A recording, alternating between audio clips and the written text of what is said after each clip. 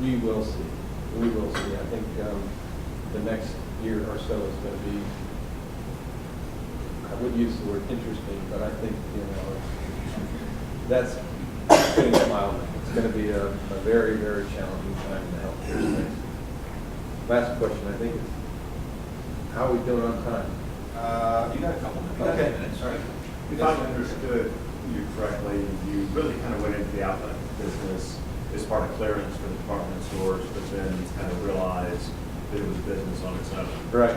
So as you were kind of going through that evolution, there must have been certainly a relationship that was built, but then almost separated. So what is the relationship, if any, between the outlet stores and the department stores other than the shared services?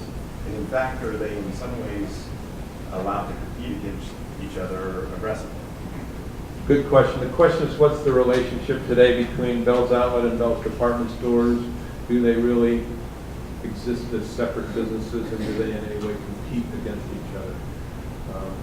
When we started out the business, we did flush our clearance through from the department stores to the outlet stores, and the buyers for the department stores also bought some of the merchandise in the off-price space. And it was a disaster. Because the outlet was kind of the second thought. Nobody was really championing the outlet. So separating them was a very, very true business decision on Bob Bell's part. Today, they are two totally separate businesses. Totally separate businesses. They have their own president, their own advertising and marketing teams, their own buying teams, their own store management operations, and they are totally separate. Do they compete? Sure they do. Not directly. They don't go out and try and create ads that are going to draw customers away from each other. They both have their own identity, their own approach, their own mission, their own marketing, their own branding. But look, there's an overlap. There's an overlap between, look, even customers that are considered, the lower end or economically disadvantaged customers wander into a Macy's from time to time and find something. So there's nothing that says there's no overlap, and in fact we know there is.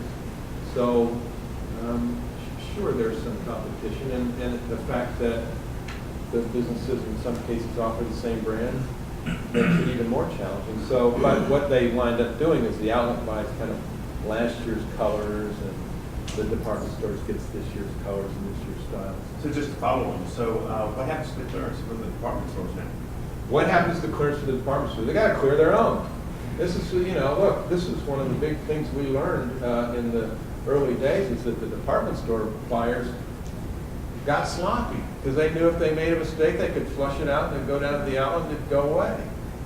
And so, we realized that the way to make the department store buyers more thoughtful and canny in the way they buy their product, they have to clear their own mistakes. And so you walk into the department store and you'll find clearance rates, and hopefully not too much on it.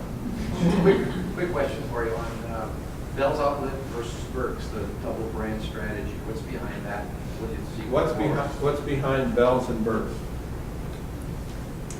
There is a company based in Texas. It's now, the corporate name is SRI, Specialty Retailers Inc. They own the national rights to the name Bell's. There was a member of Art M. Bell Sr.'s family that when he bolted to Palmetto, someone from that family bolted to Texas. And interestingly, they started a little department store business there called Bell's Department Stores. It's amazing how similar they are to ours.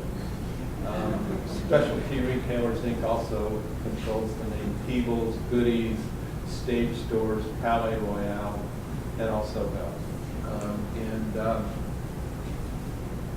We have rights to the name in Georgia, Florida, Arizona. We have rights to, of course, the bellsflorida.com and the online space. But in terms of outlets,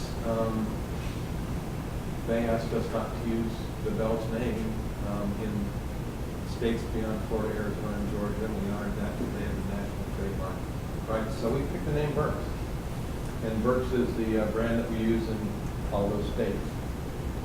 So simply put, it's a legal matter. Okay.